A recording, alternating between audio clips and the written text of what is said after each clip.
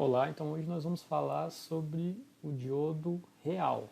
Então a gente viu na aula passada o diodo ideal, hoje a gente vai falar do real, que é um outro modelo que a gente vai trabalhar.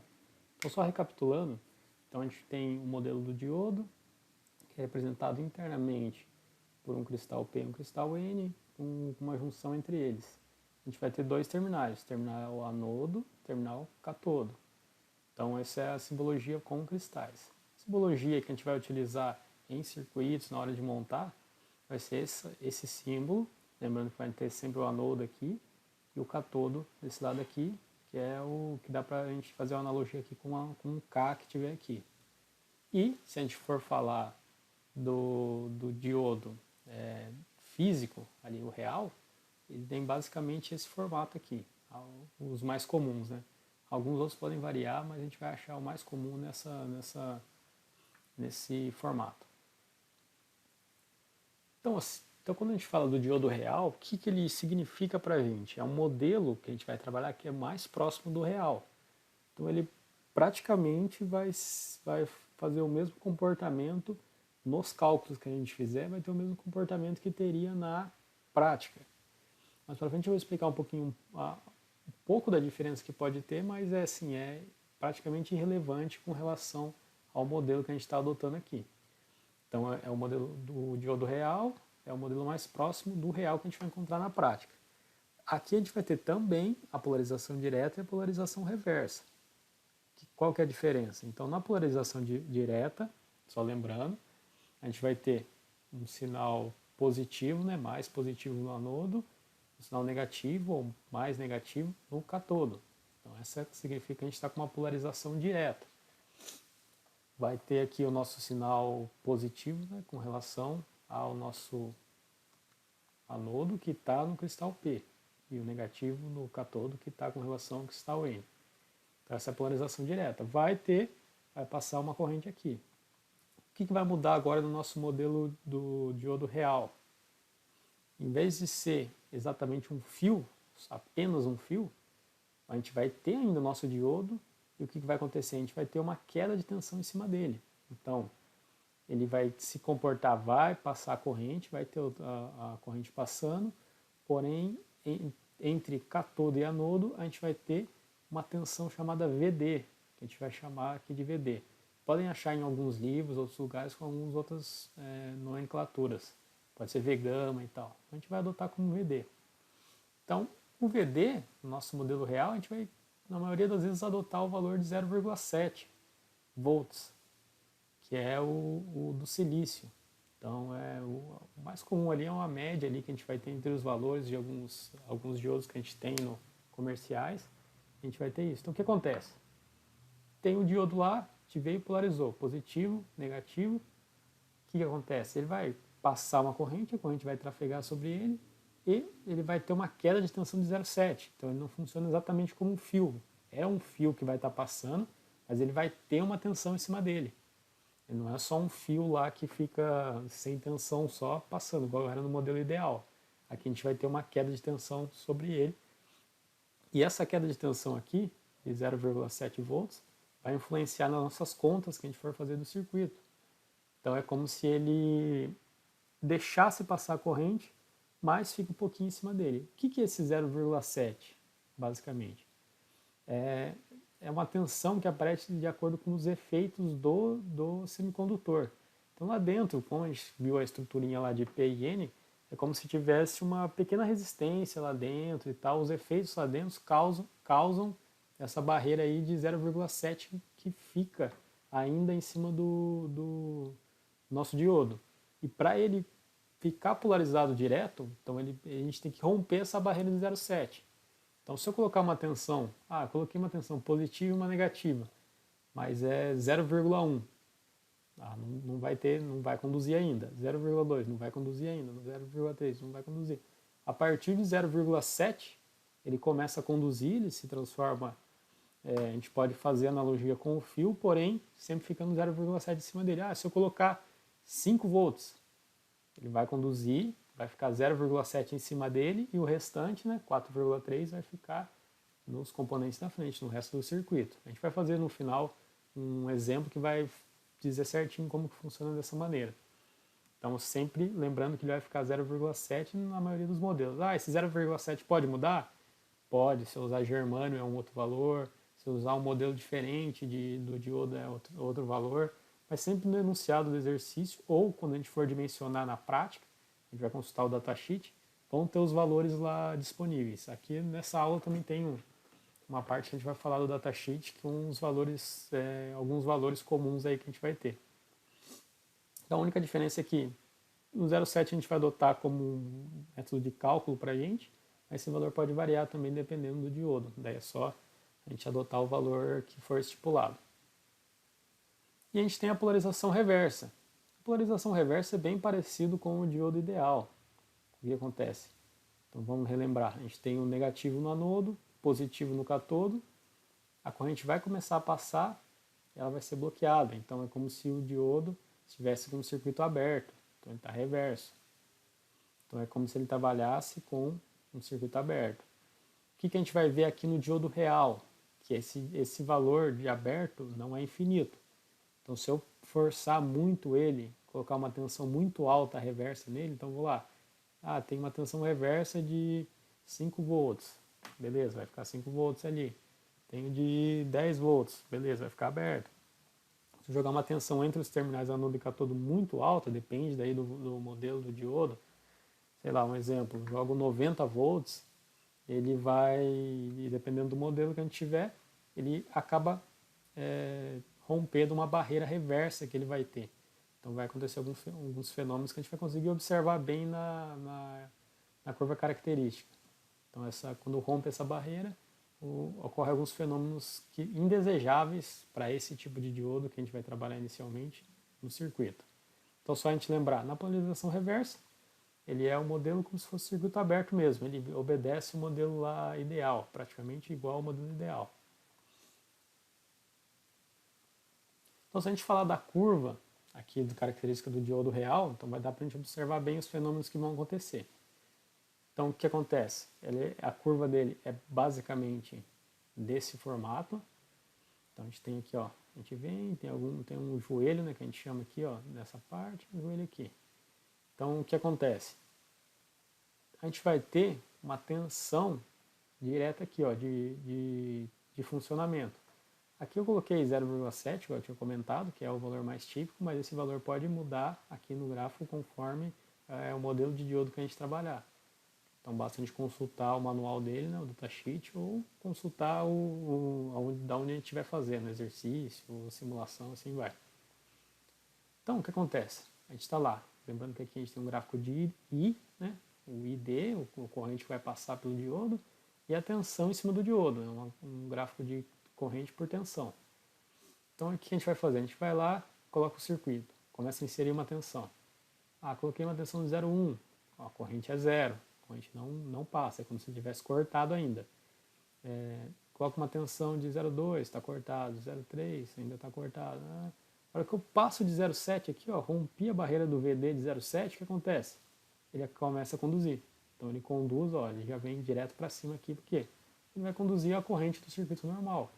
Então ele vai conduzir uma corrente lá, que daí vai ser calculada no circuito, de acordo com os componentes que estiver lá em volta, vai ser essa corrente, mas ele sempre vai ficar com essa tensão de 0,7 aqui, ou a tensão de VD em cima dele. Então passou VD, atingiu o valor de VD, começa a conduzir normalmente, porém ficando com 0,7 lá com o VD em cima dele. Então ele mantém aquela tensãozinha ali em cima dele, o restante está no resto do circuito. Então essa seria quando a gente polarizasse ele diretamente. Então aqui na curva dá para observar bem. Então o nosso diodo polarizado direto conduz até quando atingir o valor de VD. E se fosse polarizado reversamente? Qual que é a diferença? Agora a gente vai olhar o outro lado da curva aqui. Então a gente vai partir do zero, vai começar a andar. Até eu atingir essa tensão de VBK, que está aqui, a gente pode achar com outros nomes também, igual o VD que pode ser V-gama, o VBK pode ser VRWM, tem vários valores. O que a gente tem que entrar, várias nomenclaturas, né? Mas o que a gente tem que perceber é que a tensão que ele vai romper reversamente. Tensão de ruptura, que a gente chama. Então o que acontece? A gente vem aqui, inserir uma tensão, a tensão é negativa, né? Então aqui a gente está falando de tensão entre anodo e cátodo, então a gente vai ter uma tensão negativa, então a tensão está inversa da direta. Ó. Quando ele está polarizado direto, a tensão é desse lado. Quando ele está reverso, inverteu o valor da tensão. Então eu coloquei lá 0,1, 0,2, 0,3 e assim vai. Quando eu atinjo esse valor de VBK aqui, o V de ruptura reverso, então o que acontece? Eu vim aqui colocando 10 volts, 30 volts, atingi um valor lá, que depende do modelo, a gente vai ver alguns valores mais para frente, mas atingi esse valor, um exemplo, 90 volts lá, atingi 90 volts, o que acontece? Ele acaba conduzindo, tá vendo que a corrente sobe, ó? Então eu estava aqui com uma corrente reversa, uma corrente reversa, uma corrente reversa, ele estava segurando, tinha zero de corrente, segurando, segurando, não deixava passar a corrente, não deixava atingir esse valor alto aqui de reverso, ele acaba conduzindo a corrente. E essa corrente, ó, ela sobe para um valor também, um valor alto, tendendo aqui a infinito. Então é como se a gente fizesse ele, forçasse ele a conduzir. Esse valor vai variar de acordo com o circuito também, eu disse infinito, mas assim, varia de acordo com o resistor que estiver na frente, com outros componentes que estiver no circuito ali. Mas a ideia é que quando ele romper reversamente, ele acaba conduzindo e vai trafegar uma corrente ali pelo circuito que não é desejada. A gente não quer aquele diodo nas aplicações comuns que a gente for fazer, a gente não deseja que a gente coloque um diodo reverso e mesmo assim ele conduza. Se a gente quiser que ele conduza, a gente vai colocar ele direto. Reverso, a ideia é ele bloquear mesmo a passagem de corrente. Então, dependendo da aplicação que a gente tiver, a gente vai ter esse bloqueio da corrente, porém, se ele passar por um valor muito alto aqui reverso, ele acaba conduzindo também. Então, só comparando as duas curvas, né? Aqui é do diodo real e aqui do diodo ideal. O que a gente tinha antes? Quando ele passava a conduzir, então com um valor de 0,01 VD, ele já conduzia. Qualquer tensãozinha positiva em cima dele, já conduzia o ID aqui, o valor da corrente que a gente queria. Reverso, também, ele bloqueava qualquer tipo de valor de corrente. Se você colocasse um valor de tensão alto, negativo aqui nele, não deixava passar corrente. Agora no real, que é o mais próximo que a gente vai encontrar na prática, o que acontece? Ele conduz também diretamente, ó, a corrente vai subir aqui, ele vai conduzir, porém, para ele conduzir, ele tem que romper essa barreira do VD, que é a gente adotou aqui 0,7. Então ele vai vir, passou o 0,7, passou o VD, conduziu. E em compensação, na polarização reversa, o que vai acontecer? Quando ele vem, quando ele bate o VBK, ele acaba conduzindo também uma corrente indesejada aqui. Então ele não é infinito também, ele não bloqueia infinitamente a tensão, ele tem um valor finito aqui, que é o valor máximo que ele aguenta reverso. Então esses valores, esse gráfico vai exemplificar bem como que a gente vai trabalhar. Então a gente vai ter que lembrar que sempre para ele funcionar diretamente, ele tem que romper a barreira de VD e caso ele rompa, então quando ele passou do valor de VD, vai ficar em cima dele. Sempre o VD, ó, o VD fica aqui e a corrente conduz normalmente. E reverso, ele tem um valor máximo também que ele aguenta de tensão em cima dele reversamente. Então assim, só um exemplo. Então o datasheet, só para a gente relembrar, o datasheet é como se fosse um manual do componente. Então é um manual assim que a gente vai ver que é um documento que vai falar das especificações do componente. Então todo componente tem esse tipo de especificação, seja ele um diodo, um capacitor, qualquer tipo de componente que for um CI no geral, ele vai ter um datasheet que vai falar quais são as características dele. Ele vai falar de todas as características que existem ali, todas as características do componente. O que vai importar para a gente hoje, que a gente está analisando, é do diodo, alguns modelos de diodo, e a tensão reversa e a tensão direta. Então, por exemplo, caso alguém queira um dia montar um circuito, a gente vai precisar montar, né, um dia um circuito. Então, por exemplo, esses são part numbers de diodos. Então, um N4001, um N4002, 4003, tal, até um N4007 são part numbers de diodos. Se você colocar esse código aqui na internet ou for numa loja e comprar esse código aqui, você vai estar comprando um diodo com essas especificações aqui, ó. Então, por exemplo, quando a gente vai analisar isso aqui, são os valores máximos, né? Que tem vários valores. O que vai importar para a gente é essa linha aqui, ó. Que ele vai falar a tensão reversa que ele aguenta. Então, a tensão reversa que ele vai aguentar ali em cima dele sempre. Então, ele, por exemplo, por um N4001, ele aguenta até 35 volts. O N4002, 70 volts. Então, ó, pode ver que esses valores vão mudando. Então, se eu tenho uma aplicação que eu sei que reversamente é uma tensão muito alta sobre ele, eu tenho que utilizar um modelo aqui, ó, um N4000 que se adequa a ele. Então, 140 volts, 240 volts. Então, quanto que ele aguenta reversamente, antes dele passar daquela tensão de ruptura reversa lá. Então, isso aqui que a gente vai olhar. Outro parâmetro que existe é o que? Nossa tensão direta. Então, por exemplo, se a gente for falar aqui, ó, quanto que é a nossa tensão direta aqui, nesses mesmos datasheets aqui, nesse mesmo datasheet, nesses mesmos modelos. Então, ele pode variar, ó, essa tensão aqui ele varia. Então, ele vai variar aqui, ó, 0,8, 0,9, 1,1. Então, ele vai ficar nessa faixa aqui de trabalho dele, né? Nesse caso desses modelos aqui. Ah, por que a gente adotou 0,7 lá então? Porque 0,7 é o mais comum. Então, dependendo de um outro modelo que a gente pegar, diferente desses daqui, pode ser um valor mais baixo, um valor mais alto. Inclusive, se a gente pegar o diodo de germânio, é mais baixo ainda. Então, a gente vai ter valores de 0,3, 0,4 de tensão direta. Daí depende da aplicação que a gente for trabalhar. Mas o conceito é o mesmo. O modo de fazer a conta é o mesmo, o que vai mudar só é o valor que a gente vai estar trabalhando ali. Então vamos fazer um exemplo para fixar isso aí. Como que a gente calcularia? Então um circuito simples, que a gente está acostumado lá, em análise de circuito, o que a gente vai usar para resolver esse circuito? Lei de Ohm. Então para resolver achar corrente, achar tensão, simples. Nosso circuito vai ter uma fonte de 12 volts, um diodo e um resistor de 1K. Então um circuito bem tranquilo de resolver. Só que qual que é a diferença agora? A gente tem um diodo aqui. Como que esse diodo vai se comportar é o que a gente vai analisar. Então, sempre lembrando, nossa fonte aqui é 12 volts, a polarização dela como que está, ó, positivo e negativo.